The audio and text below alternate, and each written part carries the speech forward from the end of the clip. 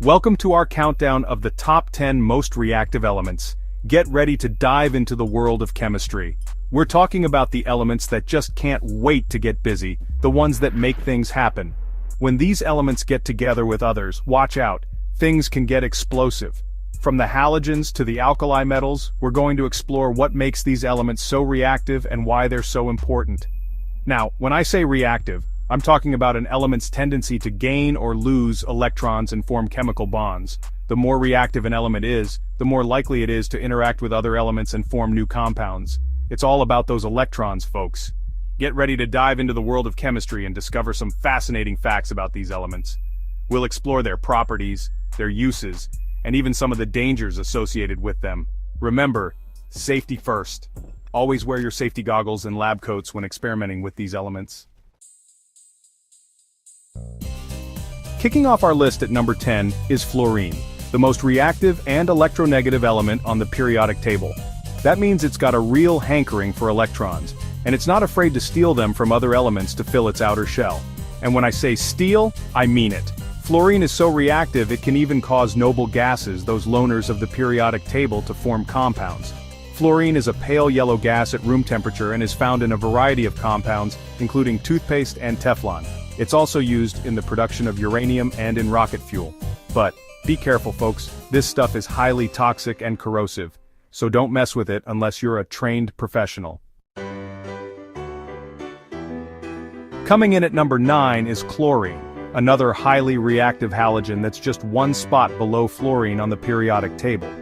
This greenish-yellow gas is a strong oxidizing agent, meaning it loves to snatch electrons from other elements. Chlorine is widely used as a disinfectant in swimming pools and drinking water, thanks to its ability to kill bacteria. It's also used in the production of plastics, pesticides, and even pharmaceuticals. But remember, folks, chlorine gas can be very dangerous if inhaled, so always handle it with care. Next up at number 8 is sodium, an alkali metal that's famous for its explosive reaction with water. You know that classic science experiment where you drop a chunk of sodium in water and it goes boom? That's because sodium is so eager to lose its outer electron that it reacts violently with water molecules, releasing hydrogen gas and a lot of heat. Sodium is a silvery white metal that's found naturally in compounds like table salt or sodium chloride. It's also used in streetlights, nuclear reactors, and even some types of batteries. But don't let its everyday uses fool you, folks. This element is still highly reactive and needs to be handled with respect. Chapter 4. Number 7. Potassium, the lilac flame. At number 7 we have potassium, another alkali metal that's just as eager to react with water as its cousin sodium. Like sodium, potassium is a soft, silvery white metal that's highly reactive. In fact, it's so reactive that it's usually stored in oil to prevent it from reacting with moisture in the air. When potassium does react with water, it produces hydrogen gas and potassium hydroxide, often with a beautiful lilac-colored flame. It's a sight to behold. Potassium is also vital for plant growth and is found in fertilizers. It's even essential for our own bodies, helping to regulate our heartbeat and muscle function. Chapter 5, Number 6, Lithium, the lightweight champion. Coming in at number 6 is lithium, the lightest metal on the periodic table. This silvery white element is so light it can even float on water. But don't be fooled by its buoyancy, lithium is still highly reactive, especially when it comes to water.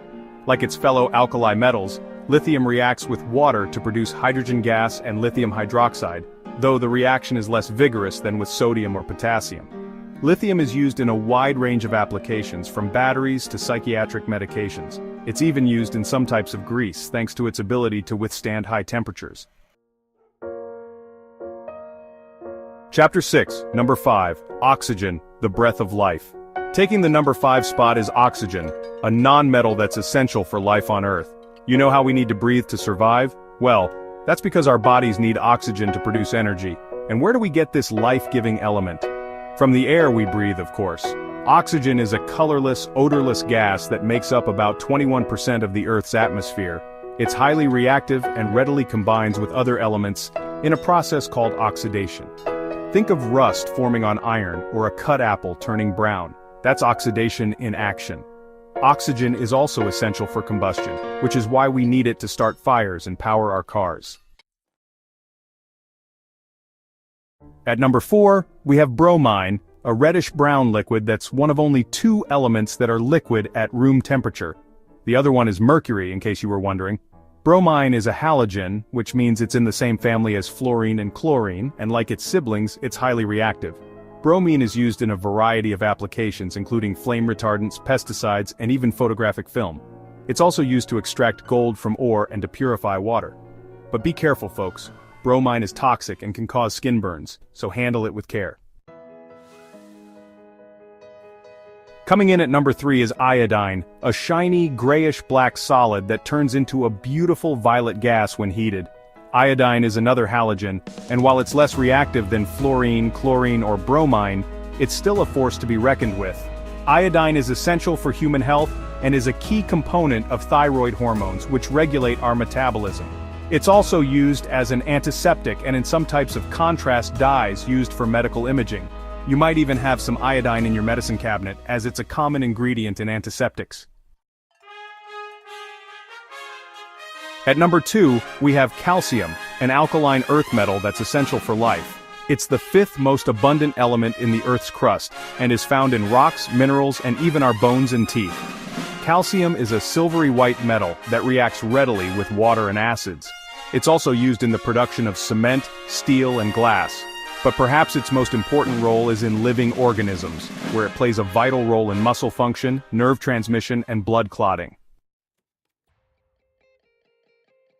And finally, our number 1 most reactive element is magnesium. This silvery white metal is highly reactive, especially when heated. In fact, it burns with such a bright white light that it's used in flares, fireworks, and even photography. Magnesium is the 8th most abundant element in the Earth's crust and is found in a variety of minerals, including dolomite and magnesite. It's also an essential nutrient for plants and animals, playing a vital role in photosynthesis and enzyme activity. So next time you see a dazzling fireworks display, remember the amazing reactivity of magnesium. Well, there you have it, folks, our countdown of the top 10 most reactive elements. From fluorine, the most reactive of them all, to magnesium, the illuminating element, we've explored the fascinating world of these chemical celebrities. Thanks for joining us on this chemical journey. We've seen how these elements react, how they're used, and why they're so important. Remember, chemistry is everywhere, from the air we breathe to the food we eat. So keep exploring, keep asking questions, and never stop learning. Don't forget to like, share, and subscribe for more fascinating science content. And remember, science rules.